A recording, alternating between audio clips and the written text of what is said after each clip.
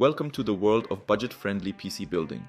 If you're looking to create a powerful desktop without breaking the bank, you're in the right place. In this video, we'll explore the art of crafting a good enough PC, one that strikes the perfect balance between performance and affordability. Whether you're gaming or tackling everyday tasks, you don't need the latest hardware to enjoy a seamless experience. Join me as we dive into smart PC building choices. The video is quite long, so feel free to use the YouTube chapters for easy navigation. To start, I'll provide a brief overview of the concept and each component, followed by a PC assembly and some performance tests. In the final section, you'll find a troubleshooting guide to help you identify and potentially fix any issues that may arise. The concept of a good enough PC build revolves around finding a balance between performance and budget. It's about creating a computer system that meets your needs and provides a smooth user experience without breaking the bank. You don't need the absolute latest and greatest hardware to have a great computing experience. It's about making smart compromises to get the best performance for your money. It's important the types of tasks you'll be performing and the level of graphics quality you need. By prioritizing your needs and setting realistic expectations, you can create a PC build that provides excellent value for your budget. This might mean opting for a mid-range graphics card, a reliable processor, and sufficient RAM, rather than splurging on top-of-the-line components that may not significantly enhance your overall experience. The goal is to find that sweet spot where performance meets affordability, making your PC build good enough for your needs. The goal of the video is to showcase a PC build that can handle everyday tasks, gaming, and content creation without breaking the bank. I am trying to balance between brand new and second-hand components. This is a great way to save money and stretch the budget. The components I have chosen have been collected from different places at different times. I've been trying to find sales, good prices, and buying from trustworthy sources. You don't have to use exactly the same components. The idea is important. In different markets, the supply is different, and so are the prices. I will put approximate prices for the US market, but in practice you are likely to find the same product for less or more. So let's begin. Most of the hype in PC building is around CPUs and GPUs, and this is understandable, but the motherboard is probably the most important component for a PC. It serves as the central hub for all other components, connecting the CPU, RAM, storage, graphics card, and peripherals. The motherboard determines the type of CPU and RAM it can support, limiting your upgrade options. Buying a second-hand one can be a cost-effective option for building a PC, but it's essential to consider the potential risks. You may not know the full history of the motherboard, including any previous damage or repairs. Yes, you can look for signs of physical damage such as scratches, dents, or burn marks, but some problems are not visible. For this component in particular, I would recommend buying a new one. Yes, they are becoming more and more expensive, but modern motherboards pack more components into a smaller area, requiring more complex manufacturing processes. The demand for higher bandwidth has led to the use of more advanced materials and circuitry. Also, the cost of raw materials used in motherboard production has increased in recent years. Still, if you do decide to buy second-hand, then research if there is a store that sells second ones, as well as whether they have any kind of warranty, even if it's only a few months, for example. Purchase from a trusted seller or online marketplace with a good reputation. My choice today is from just such a shop, and I regret that I decided to save with a second-hand purchase, but I'll talk about that later. The CPU, or Central Processing Unit, is responsible for executing tasks and calculations directly affecting overall performance. For over 40 years, Intel and AMD have been the two dominant players in the market. In recent years, AMD's Ryzen series of CPUs has gained popularity for its excellent performance at a lower price point than Intel's offerings. In my opinion, buying a second-hand processor is a reasonable and safe choice. Processors are relatively reliable with a low chance of something going wrong, especially compared to other types of components. Still, it's important to check for any bend pins. The AMD socket AM4 platform has a good longevity outlook, having been supported since 2016 and still being actively developed and updated by AMD. This level of support is unusual, as CPU sockets and platforms typically have a lifespan of 2-3 years before being replaced by a newer socket or platform. As a result of AMD's long-term decision, there is a large selection of CPUs available on the second-hand market. Although AMD has introduced a newer platform, AM5, it's generally more expensive. The AM4 platform remains a viable option. When it comes to processors and motherboards, things can get a bit complicated. There have been 5 generations of AMD Ryzen CPUs compatible with the AM4 platform, each bringing improvements in performance and power efficiency. However, not all CPUs within each generation are compatible with every AM4 motherboard. Compatibility depends on the specific motherboard model and its BIOS version. In addition to these generations, motherboards have 8 types of chipsets, ranging from entry-level A models to mid-range B models and high-end X models. Not all chipsets support all CPUs. For example, the A320 and B350 chipsets do not support the latest 5000 series CPUs without a BIOS update. Additionally, some chipsets may not support all features of newer CPUs, so it's crucial to check with the motherboard manufacturer to ensure compatibility and feature support. My choice today is one of the most popular CPUs from the last AM4 series. The Ryzen 5 5600 is a 6-core 12-thread CPU. If you need more, there are 8, 12, and even 16-core options available in this generation. But 6-core is a good balance between performance and power consumption. It's suitable for most users. Overall, 5000 series is an excellent choice for a PC build, whether it's a new purchase or second-hand. A video card is an important part of a desktop PC, but its necessity depends on your intended use. If you plan to game, engage in video editing, 3D modeling, or rendering, a dedicated GPU is essential. Some CPUs have integrated GPUs that can handle display output, but a dedicated GPU offers significantly better performance for more demanding applications. The CPU in this build lacks an integrated GPU, making a dedicated video card mandatory. AMD has other CPUs with integrated graphics like Ryzen 5600G. If we look at the Intel processors, I think all of them have a little GPU in them. I'm not talking about various server offerings, of course, but about consumer products. Choosing a video card can be a complicated task. Although the overall GPU market has stabilized since the peak of cryptocurrency mining, the growing popularity of AI has fueled demand for powerful GPUs, driving up prices. NVIDIA remains the market leader, followed by AMD. Intel has made strides in the discrete GPU market with its Arc Alchemist architecture, but there's still room for improvement.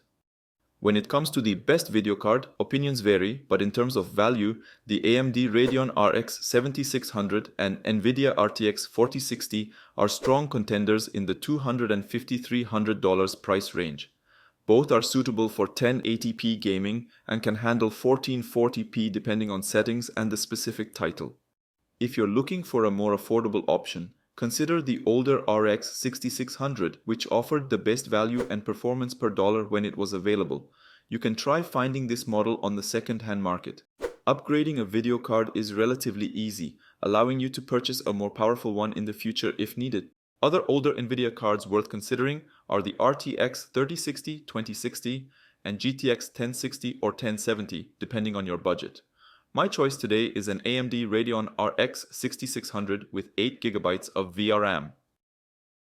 Choosing RAM is relatively straightforward, but it's essential to consider the type of memory your motherboard supports. DDR4 and DDR5 are two different generations of RAM used in computers, with DDR5 being the newer, faster, and more expensive option.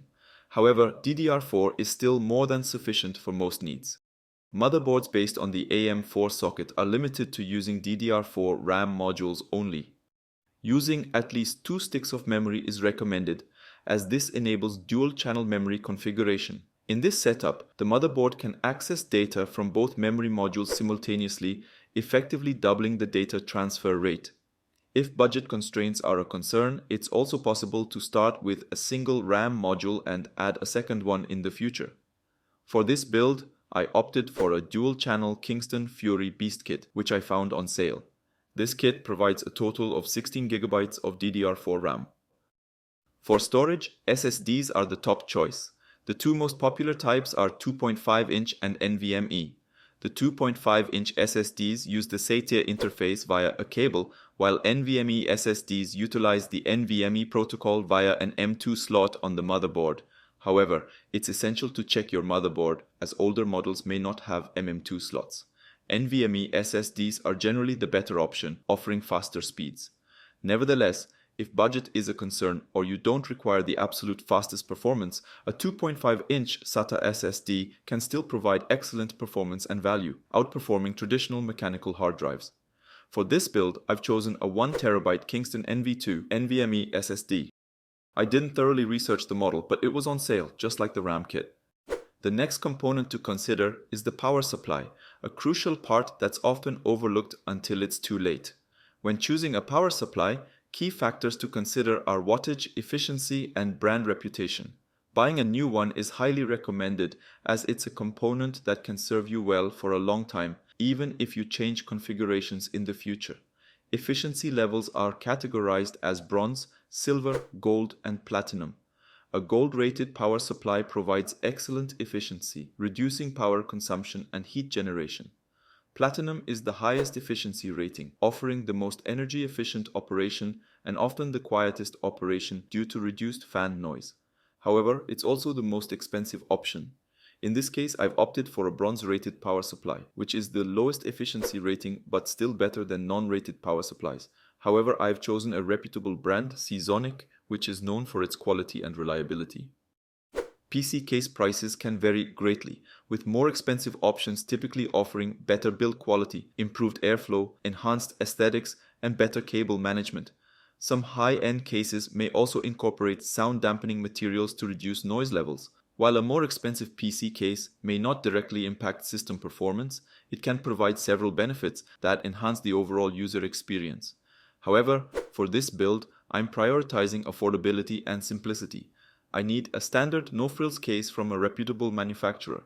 The case I've chosen is the Zalman T6, which meets my requirements without any unnecessary bells and whistles.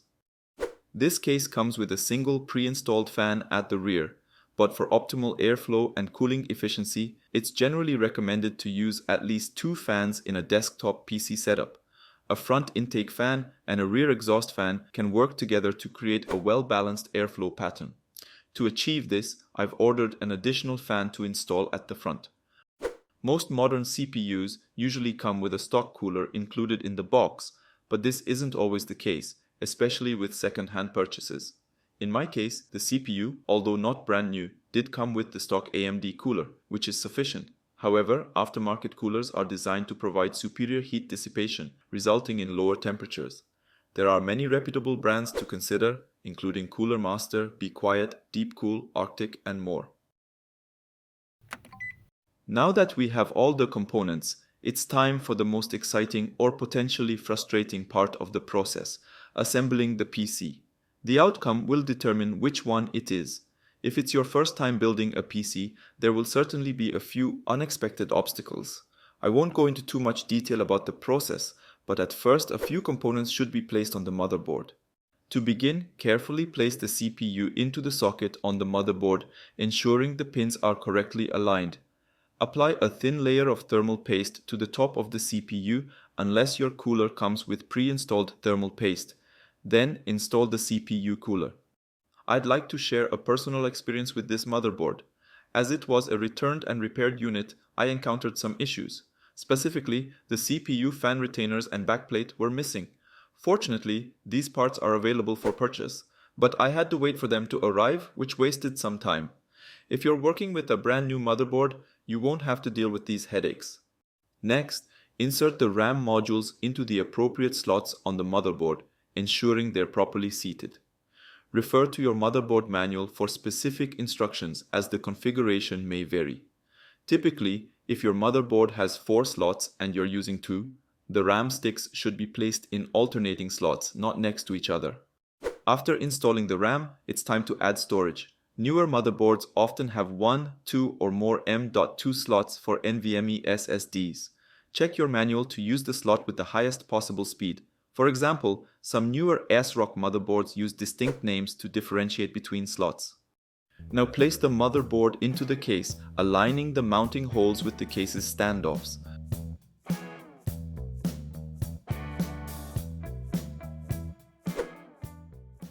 Secure the motherboard with screws. It's time to install the power supply and connect it to the motherboard. This can be messy, especially if the power supply is not modular. This is not, of course.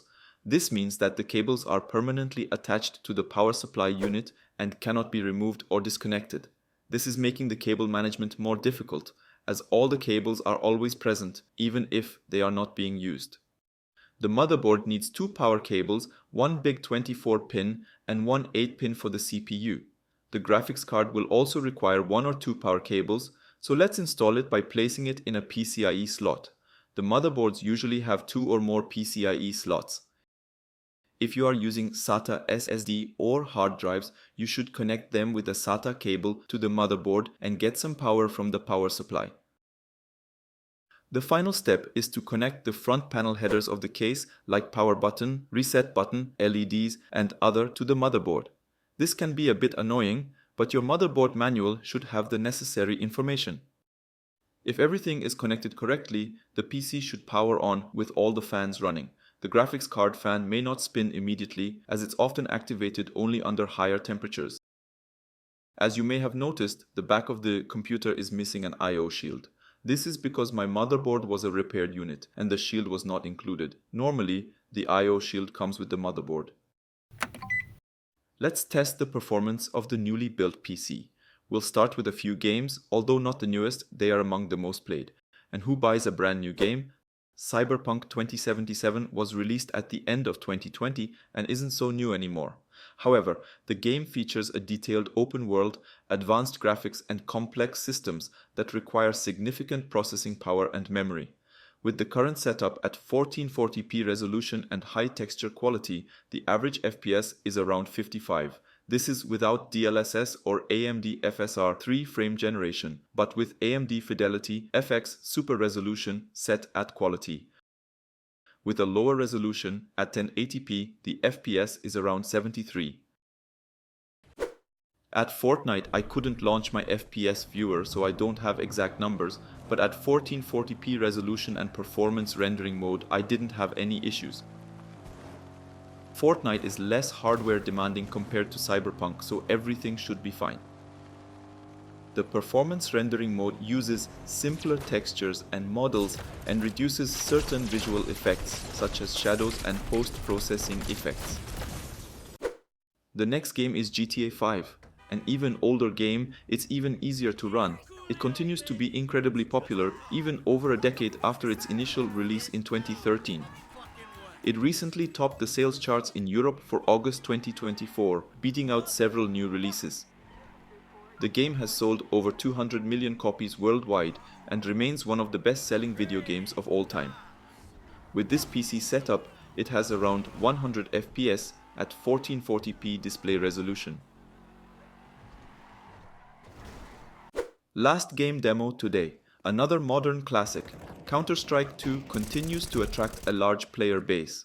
On average, it has around 700,000 to 900,000 active players each month, with peak periods reaching over 1.5 million concurrent players. The game's enduring popularity can be attributed to its competitive nature, regular updates, and a strong esports scene. The FPS today are around 100 at 1440p resolution.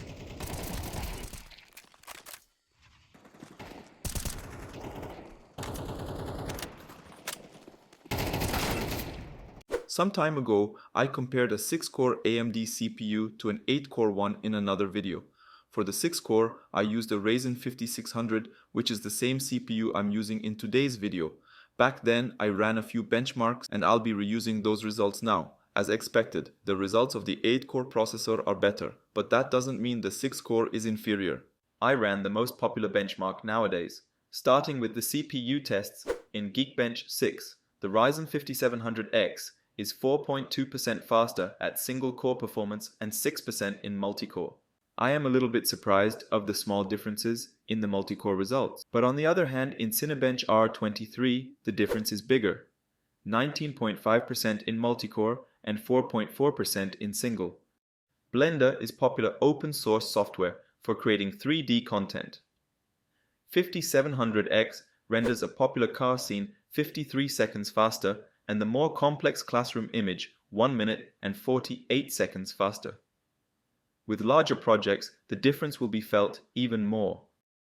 Handbrake is tool for converting video. The 6-core 5600 encoded a 1-minute 4K GoPro video for 8 minutes flat. The same video with the same encoding settings was encoded for 6 minutes and 39 seconds with the 8-core CPU. Content creation is certainly the category where the more cores make an impact. That's it for today's Good Enough PC build video. I hope you found this guide helpful in creating a powerful and affordable desktop that meets your needs. Remember, the key to a successful Good Enough build is finding that balance between performance and budget. By prioritizing your needs, making smart compromises, and being mindful of your budget, you can create a PC that provides excellent value for your money. Don't forget to check the description below the video for the components used in this build, and feel free to experiment with different parts to find the perfect combination for your needs. The overall price today is between $500 and $650, depending on whether it is used or brand new parts. In the next final minutes, you can check a few troubleshooting tips. Thanks for watching and happy building. If your newly built PC desktop is not starting, here are some common troubleshooting steps to help you identify and potentially fix the issue. Ensure the power cord is securely connected to both the PC and the wall outlet. Try using a different power outlet or a different power cord to rule out any issues with the electrical supply. Verify that the power button is functioning correctly. Try pressing the power button for a longer duration or using the reset button. Double-check all internal cable connections such as the CPU power cable, motherboard standoffs, and RAM. Ensure they are securely connected to the correct ports. Verify that the RAM is properly seated and compatible with your motherboard. Try removing one or more RAM sticks to see if the system boots. If you have a separate graphics card, ensure it is properly seated and connected to the motherboard. Try removing the graphics card to see if the system boots using the integrated graphics if your CPU has integrated graphics. Verify that the CPU cooler is properly installed and seated. Ensure the thermal paste is applied correctly and the cooler is securely fastened to the motherboard. Ensure the display cable is securely connected to the correct port on the graphics card or motherboard. If the system is booting, enter the BIOS settings, usually by pressing F2, F12 or del during boot, and verify that the boot order is set to the correct device.